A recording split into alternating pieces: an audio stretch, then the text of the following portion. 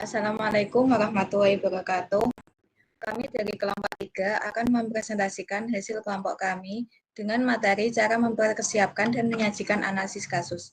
Sebelumnya, perkenalkan nama anggota kelompok kami. Yang pertama, Afni Faiza Zahratul Lu'iyah dengan NIM 032, Alia Akila Putri dengan NIM 033, Nadia Hairunisa dengan NIM 034, Angelika Dias Valentina dengan NIM 035, Revalina Berliani dengan NIM 037, Frida Ayu Nuridaya dengan NIM 038, Emilia Ramadhani dengan NIM 042, Mutiara Dea Jelita dengan NIM 043, Rahmatika Shelly Azima dengan NIM 053, dan Fitratul Muna dengan NIM 106. Untuk yang pertama saya akan serahkan kepada teman saya. Baik, terima kasih. Sini saya akan menjelaskan tentang pokok pembahasan. Yang pertama ada pengertian kasus manajemen strategi. Yang kedua ada pedoman untuk mempersiapkan analisis kasus. Selanjutnya akan dijelaskan oleh teman saya. Selanjutnya untuk pokok bahasan yang ketiga yaitu mempersiapkan kasus untuk kelas diskusi, dan pokok bahasan yang keempat yaitu tips untuk kesuksesan analisis kasus. Selanjutnya akan dibacakan oleh teman saya. Yang pertama, kasus manajemen strategi. Pengertian dari kasus manajemen strategi ialah menjelaskan kondisi internal dan eksternal organisasi, serta meningkatkan isu yang terkait dengan visi, misi, strategi, tujuan, dan kebijakan. Tujuan dari kasus manajemen strategi yang pertama, memudahkan dalam melakukan praktik untuk mengaplikasikan konsep manajemen strategi. Maksudnya, menyediakan kerangka kerja dan alat praktis yang dapat diaplikasikan dengan mudah oleh pemimpin atau praktisi dalam merancang, melaksanakan, dan mengevaluasi strategi bisnis. Tujuan yang kedua yaitu memberikan informasi yang sebagian besar terdiri atas fakta. Menyajikan informasi yang lebih berbasis fakta daripada spekulatif, tujuannya memberikan dasar yang kuat untuk pengambilan keputusan strategis. Selanjutnya akan dijelaskan teman saya. Pedoman untuk mempersiapkan analisis kasus. Yang pertama yaitu kebutuhan untuk praktik. Lakukan apa yang dilakukan strategi setiap hari. Membuat asumsi yang beralasan mengenai asumsi pernyataan yang jelas. Melakukan analisis yang sesuai dan membuat keputusan. Jadilah praktis. Yang kedua ada kebutuhan untuk justifikasi. Tidak ada solusi terbaik tunggal atau satu jawaban yang benar untuk menjawab sebuah kasus, sehingga berikan justifikasi yang cukup untuk rekomendasi. Hal ini penting karena strategis biasanya tidak tahu jika keputusan mereka benar, hingga sumber daya telah dialokasikan dan dikonsumsi. Yang ketiga ada kebutuhan untuk realisme. Hindari merekomendasikan tindakan di luar maksud organisasi. Jadilah realistis. Pastikan rekomendasi yang dibuat layak. Jangan mempersiapkan analisis kasus yang mengabaikan semua argumen dan informasi yang tidak suportif untuk direkomendasi. Selanjutnya akan dilanjutkan oleh teman saya. Selanjutnya ada kebutuhan untuk spesifikasi dengan mengatakan apa kegagalan untuk menggunakan spesifikasi adalah kegagalan terbesar dari analisis kasus lisan dan tertulis. Selanjutnya, kebutuhan akan originalitas, yaitu jangan merekomendasikan serangkai tingkatan yang direncanakan atau yang sebenarnya diambil. Bahkan jika tindakan tersebut menghasilkan pendapat yang meningkat. Tujuan analisis kasus ini adalah untuk mempertimbangkan semua fakta dan informasi yang relevan pada suatu waktu untuk membuat strategi alternatif yang layak untuk memilih di antara alternatif untuk mempertahankan rekomendasi ini. Selanjutnya, kebutuhan untuk berkontribusi, yaitu formalitas strategi implementasi dan keputusan evaluasi umumnya dibuat oleh sekumpulan individu dibandingkan oleh perseorangan, yaitu anggota tim manajemen strategik dalam kelas atau di dunia bisnis berbeda pada penghindaran terhadap risiko, perhatian mereka terhadap keuntungan jangka pendek versus jangka panjang, perilaku mereka dalam menghadap dengan tanggung jawab, sosial, dan tinjauan mereka ketika berfokus pada globalisasi. Selanjutnya akan dipresentasikan rekan saya. Mempersiapkan kasus untuk diskusi kelas. Yang pertama, membaca kasus sebelum kelas dimulai.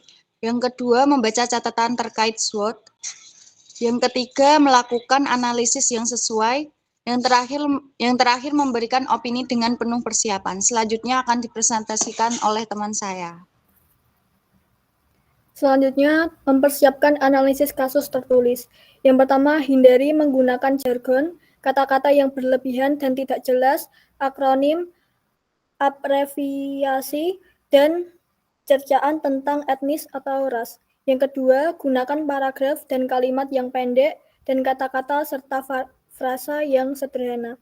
Yang ketiga, gunakan beberapa subjudul. Yang keempat, aturlah isu dan ide dari yang paling penting hingga paling tidak penting.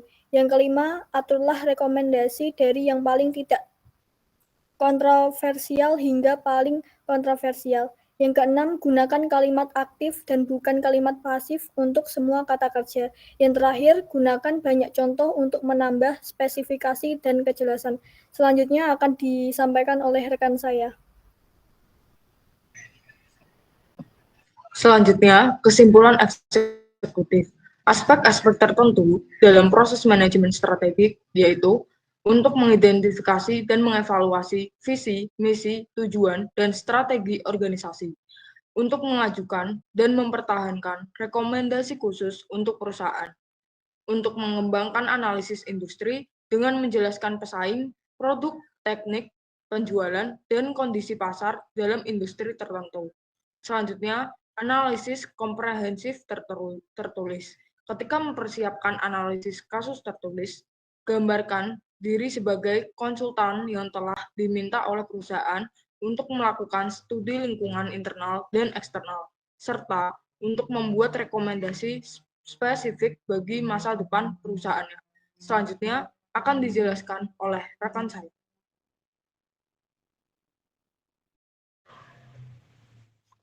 Selanjutnya yaitu langkah-langkah dalam mempersiapkan analisis komprehensif tertulis.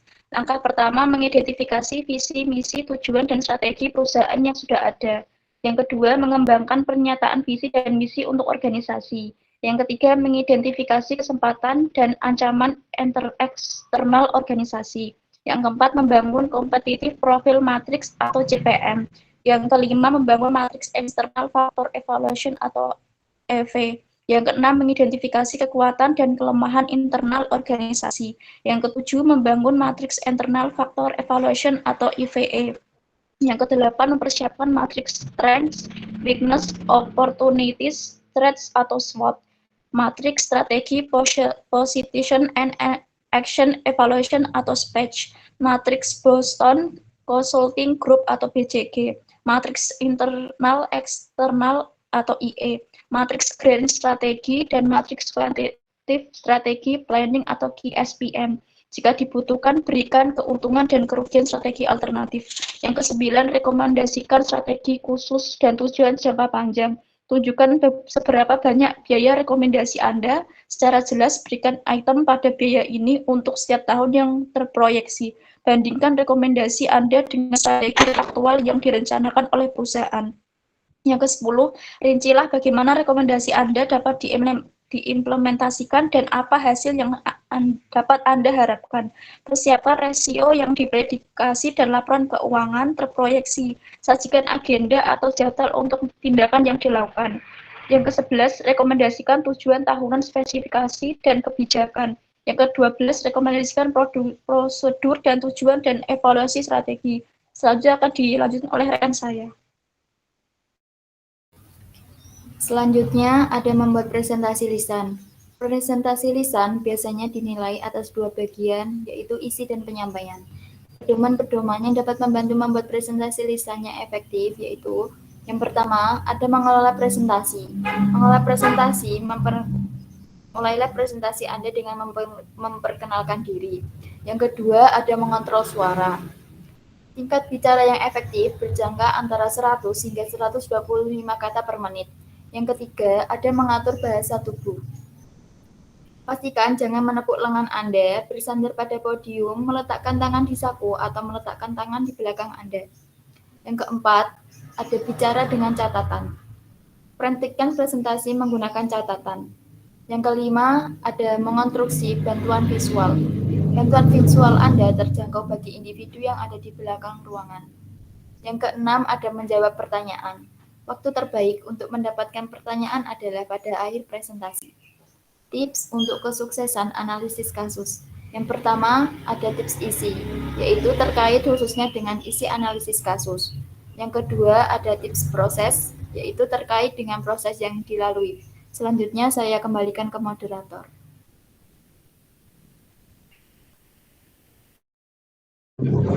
Baik, itulah presentasi dari kami mengenai cara mempersiapkan dan menyajikan analisis kasus. Jika ada pertanyaan, silakan teman-teman menambahkan komentar di kolom YouTube ya.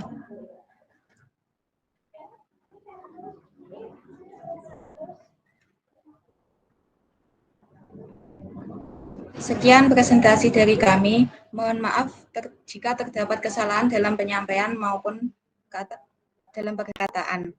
Terima kasih. Wassalamualaikum warahmatullahi wabarakatuh.